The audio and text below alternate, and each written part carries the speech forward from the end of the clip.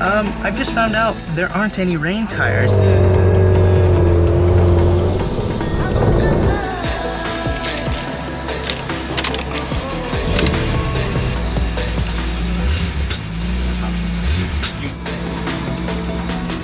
Lovely.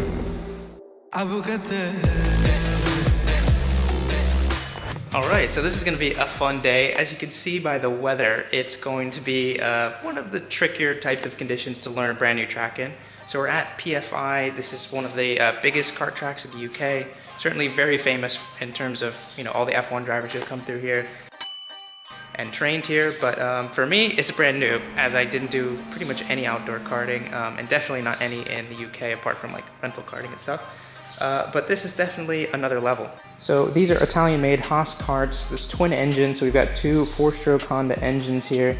It's producing about, well, they say they restrict it to 9.2 horsepower per engine, so a total of about 18.5 horsepower. So not as powerful as, let's say, the single-speed road tax karts that you would see in like World Championships and stuff. But it has a similar top end, just doesn't accelerate as quickly. So we've got a rear braking system, no front brakes, so it's going to be a bit of a tricky kart to drive. You really only get front brakes when you start to get into the shifter karts, because obviously the speeds are kind of ridiculous on those. These Haase karts, have been told, are notorious for being very good in the wet, which is going to be great for today's conditions. Yeah, as you can see, the rain keeps coming down and there's been quite a bit of thunder and lightning. We still got a couple hours till we start, so one can only hope that their sun's gonna come out eventually. Mr. Carlson, this is England. We're also running a set of Dunlop tires. I'm not super familiar with all the different compounds that are available, but I'm told these are designed to basically run for 12 hours straight. So they're extremely durable, so I imagine we're going to basically be pretty consistent on lap time wise on slicks, if we even get to try out slicks today. I literally don't even know what the layout of this track is yet. I haven't even looked at any onboard, so I think I'm going to go in the car and start to study.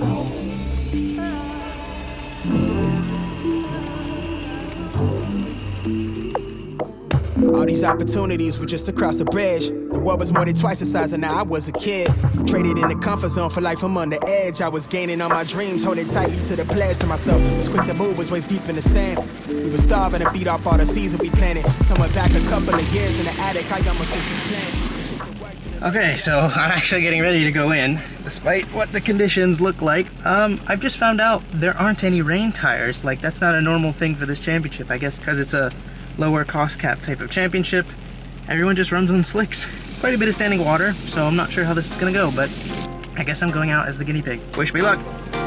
So after a quick driver's meeting to bring everyone up to speed, it was time to head out into completely torrential conditions. So heading out for our out lap, this is a chance for me to learn the track, so I'm going to take it easy for this first out lap, but I also still need to get a feeling of what the grip's actually like. So heading into turn 1, we have a very high speed chicane, which I'm told would normally be flat in the dry. You can see just how much I'm wiggling the steering wheel, trying to figure out how much grip there is at this point. Heading under the bridge into, I'm not sure what the actual name of this corner is, but it's a huge bowl. It doesn't really come across in camera, but it's massively banked and then hugely uphill, and you'll see later with the elevation sensor how much of an elevation change it really is. Now heading back across the bridge, we're going to go into a downhill section now, very understeery corner. Quite a few different line options you can take through there as well. We have the second longest straight of the track here, which is super prone to aquaplaning because the drainage was pretty terrible around here. Really struggling on the brakes already. Really struggling with rear locking, and I struggled all day basically with commitment on the brake point. Same thing here in the second hairpin. You're going to see me purposely go wide here because I want to get a feeling of what the grip is like outside of track limits, just in case I need to use it, and I will need to use it. And then heading into the sector 2, I believe this is, I decided to take the dry line through this very Hamilton-esque corner, Hamilton being turn 5 at Snetterton, very random reference, but that's immediately what I started thinking of when I went through that corner for the first time.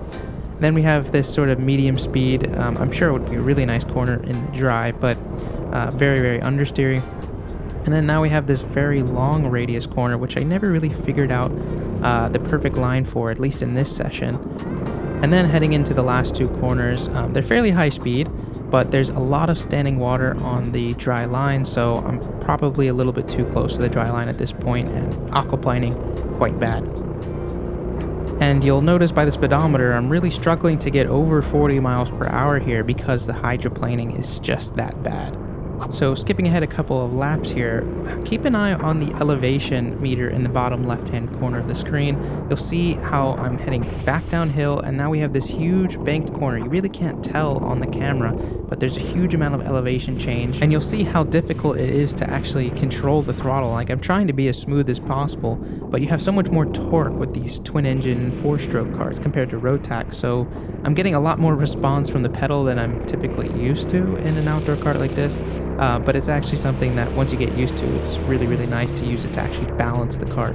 Now, these two hairpins in the middle sector are probably the hardest to pick a proper braking point for, and there's also so many options with different lines. You see there, I kind of went in deep and then did a full cutback to try and stay off of the dry line. I mean, basically the general tendency you want to go for when driving in the wet is drive wherever you wouldn't drive in the dry, but that's obviously a much more tricky thing to do when you've never been to a track in the dry before. And a couple of laps later, you'll see a kart on wet tires fly past me. I mean, it's amazing the difference. Well, maybe it isn't amazing the difference between wets and slicks, but there were a couple of karts also in the twin-engine ProKarts as well that were using wets, which, you know, they don't run in the championship, but I guess drivers were just doing it from a comfort point of view. But for the sake of our competition, we were only going to be using slicks. Now here in Sector 3, I was kind of struggling a little bit this first session because, you know, I wasn't really committed on the braking points, and then I was trying to go for this double apex V'd off approach in this really long radius corner. Felt okay at the time, but it definitely wasn't quick.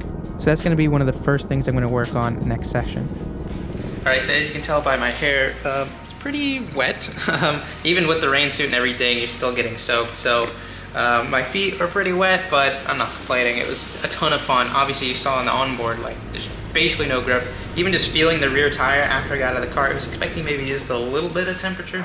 Bone cold, like, there's nothing. So, it's drying up quite a bit now. I'm about to head out for the next session, so let's see if we can put in a real lap time now.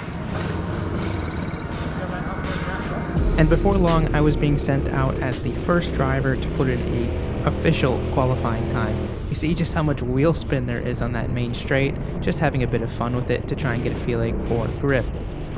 So you'll notice through the bowl corner here, I'm taking a much tighter line, and I'm definitely preferring the grip that I'm having at apex. There seems to be a little bit more banking towards the apex, and I'm also having much fewer corrections at the exit. Immediately, even though it might not look like it on the video, I'm able to tell that it's definitely a drier track. So I instantly know I can push at least a mile an hour or two more in every corner. Maybe even more notably, look how much higher of a top speed I'm hitting on the straights. And with these higher speeds is coming at much more difficulty on the brakes. I'm also working on adapting a much wider line. I'm trying to get away from these puddles, even though the puddles are much smaller now.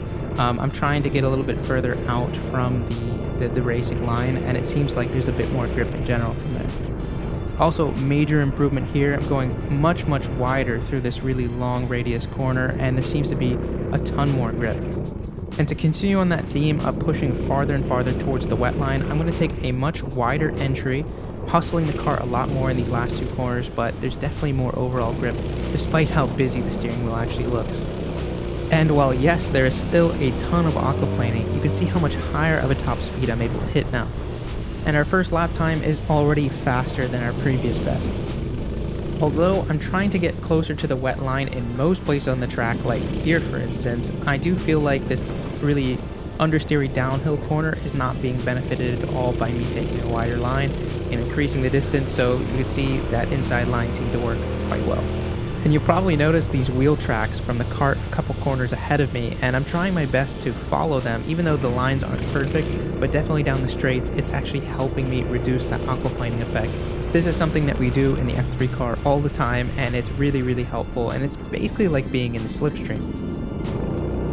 It might be a stretch to call the traction decent, but I'm definitely not struggling with getting the power down as much now. But that isn't necessarily the case if you get onto the exit curves. Now as we enter the last 2 corners for the second time lap, you'll see how much noticeably faster I'm going through these corners. Much higher minimum speed, definitely higher commitment and send level as well, and that's going to result in a lap time of 2 seconds faster. But I don't want to get cocky, because all of a sudden I get a massive hydroplane and nearly drop a wheel in the grass.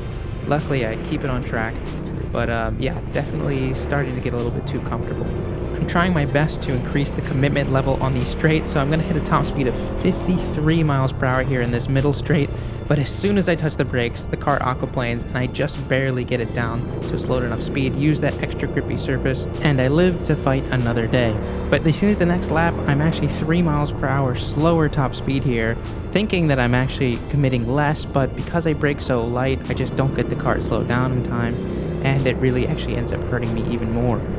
Now, mistakes are just part of the game when it comes to racing, but when you make 2 mistakes in a row in the same corner, it's just not acceptable. So in my head, now I'm ready to put a fully committed, perfect, clean lap, and so this is the best lap of the qualifying session.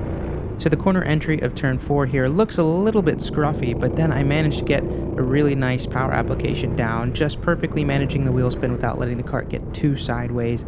So I'm going to keep my consistent line through the end of Sector 1 here since it's been working so well. And then seemingly late magic, the cart ahead of me moves right out of the way. I have no traffic to deal with now. You can see I'm a bit more committed on the throttle here, heading into the first hairpin, but I actually managed to get the cart slowed down, really committed on the brakes, and then I'm using basically the steering of the cart to overslip the tires and to stop the last bit of deceleration. Same thing here in the second hairpin, kind of let the car rotate on entry, do that rotation early, but then overslip the front tires in order to finally stop the cart. And then of course, as soon as I'm ready to get on power, open up that steering and commit. And through the medium speed chicane, I'm keeping really nice minimum speeds, and the exit of the last corner actually is super clean. Really good traction out of this last corner, and I actually exceed 40 miles per hour here, definitely the highest top speed of the session. And then in the super difficult long right-hander, I'm keeping really wide on the entry, and then basically 4-wheel drifting the car all the way around, keeping that minimum speed up as high as possible. I got a great entry rotation into the third to last corner, and then heading into the final chicane. A little scruffy on the entry to the left-hander, but we're keeping the minimum speed up nice and high, really good traction out of this last corner. Unfortunately, I probably should have moved over to the right a little bit more as I came across the line, because I think there's less rubber in that part of the straight, but all in all, pretty fast lap of a 1:42.7. Okay, so just did the qualifying session. The first session was just kind of like sighting laps for everybody, but just did my first time session. I think I'm provisional pole at the moment, 42.7. Most of these guys haven't driven in the wet before or haven't even driven outdoor, so like, I think I have a bit of an advantage here. But yeah, so much fun, definitely more grip than the first session. You can see how much more controllable it is. Once I get into a slide, it was much easier to then catch the cart back. Yeah, definitely made it easier to push the limits a little bit more. Still like miles off in braking. They have an extra cart which is on like a slower compound of tires, they said about half a second slower in the wet. So they said anyone who wants to do extra laps can do it, so I think I'm going to do that next, so let's do it. So as I just mentioned, I was expecting these tires to be about half a second slower than the other compound of tires, but you'll see very quickly that these tires have way more oversteer and they're much more difficult to control. And this is the first instance I noticed that the performance of the tires weren't quite as strong as the other ones. You can see that cart I just passed is on the faster compound of tires, and even though I just overtook him, braked way later, he was keeping up at least in the middle phase of the corner, no problem. Eventually he let me by, but look how much wheel spin there is here on the straight. And lack of traction is only one part of the problem. The other part of the problem is balance. I mean, look, now I'm having tons of oversteer. It's even hard to just get the cart to drive in a straight line. I mean, even this corner at the top of the bridge, now I'm having a massive kick of oversteer, which I pretty much didn't have any oversteer in either of the previous sessions. And naturally, since balance and traction are a problem, so is braking. Watch out, watch out, watch out, watch out! So as soon as I hit this barrier, I knew I was going to have to treat this compound of tire completely differently. Like for instance, in this last corner, I'm having a full drift through this corner, whereas before I was just having a little 4-wheel drift, very controllable, very nice. But this is just a totally different balance. Even with just maybe 10, 20, maybe even 30% of throttle, I'm just in this perpetual drift going up the hill in turn 4.